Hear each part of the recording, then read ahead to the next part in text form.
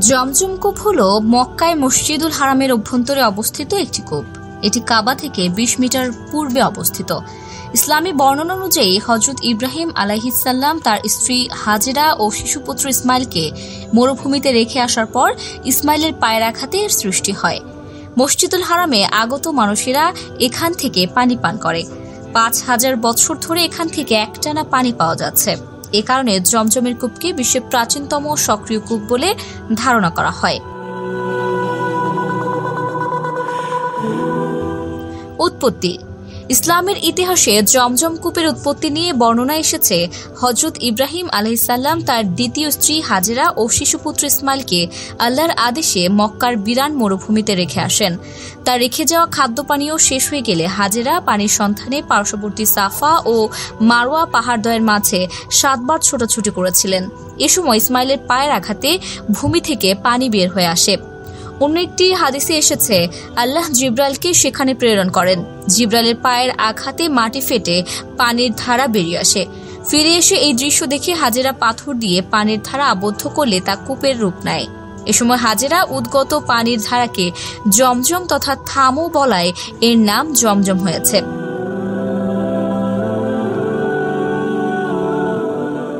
পরবর্তীতে নবী ইব্রাহিম জমজমের পাশে কাবা পুনর্নির্মাণ করেন।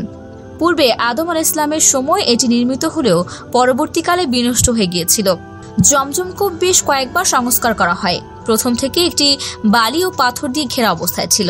পরবর্তীতে খলিফা আল মনসুরের সময় এর উপর গম্বুজ এবং মার্বেল টাইলস বসানো হয়। পরবর্তীতে খলিফা আল মাহদি এটি আরও সংস্কার করেন। সর্বশেষ ২০১৭-১৮ সালে সৌদি বাদশাহ সংস্কার করেন। বর্তমানে কূপটি কাবা চত্বরে দেখা যায় না। এটি ভূগর্ভস্থ অবস্থায় রাখা হয়েছে এবং এখান থেকে পাম্পের সাহায্যে পানি উত্তোলন করা হয়। মসজিদুল হারামের বিভিন্ন স্থানে তা সরবরাহ করা হয়। পুনর্নির্মাণ।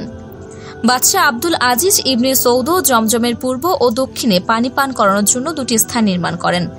দক্ষিণ দিকে ৬টি এবং পূর্ব দিকে ৩টি ট্যাপ লাগানো হয়।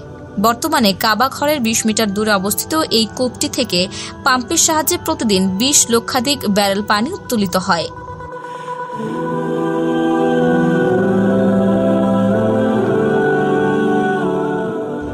জমজম পানির খনিজ উপাদান। জমজম কূপের পানির কোনো রং বা গন্ধ নেই, তবে এর বিশেষ একটি স্বাদ রয়েছে। কিং সৌদ বিশ্ববিদ্যালয় জমজম কূপের পানি পরীক্ষা করে তারা এর পুষ্টিগুণ ও উপাদানসমূহ নির্ণয় করেছে।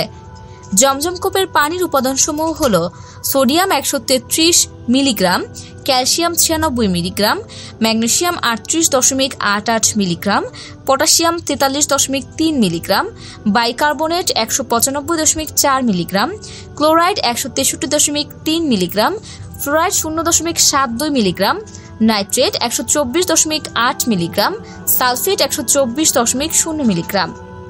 স্বাস্থ্যগত দিক থেকে সৌদি সরকার জমজমের পানি সংরক্ষণ এবং বিতরণের বিষয়টি গুরুত্বের সঙ্গে দেখে। প্রতি ঘন্টায় এ পানির অবস্থা নিবিড়ভাবে পর্যবেক্ষণ করা হয়। নিয়মিতভাবে জমজম কূপের পানির গুণগত মান পর্যবেক্ষণের ব্যবস্থা রয়েছে। সৌদি ভূতাত্ত্বিক জরিপ সংস্থার বিশেষজ্ঞরা প্রতিদিন জমজমের অবস্থা নিরীক্ষণ।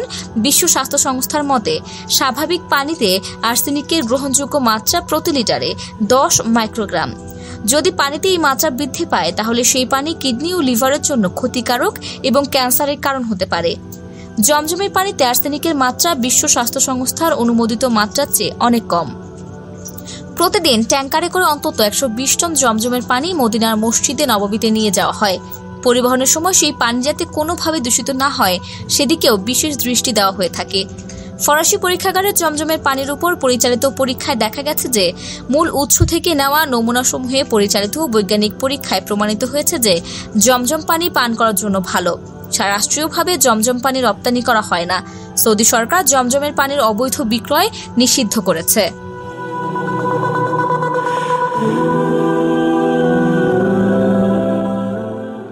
কারো কাছে স্বপ্ন পূরণ, কারো আনন্দের উপলক্ষ, আবার কারো জীবন পাল্টে দেওয়ার মুহূর্ত, কখনো জীবন বাঁচাতে সর্বোচ্চ গতিতে উড়ে চলা, কারো আবেগের শেষ মুহূর্ত, আপনজনের শেষ বিদায়ে শামিল হওয়া, এমন সব ইচ্ছে পূরণে সর্বনিম্ন ভাড়ায় দ্রুতগতির বাহন প্রবাসী হেলিকপ্টার। আপনার প্রয়োজনে যোগাযোগ করুন আমাদের হটলাইনে।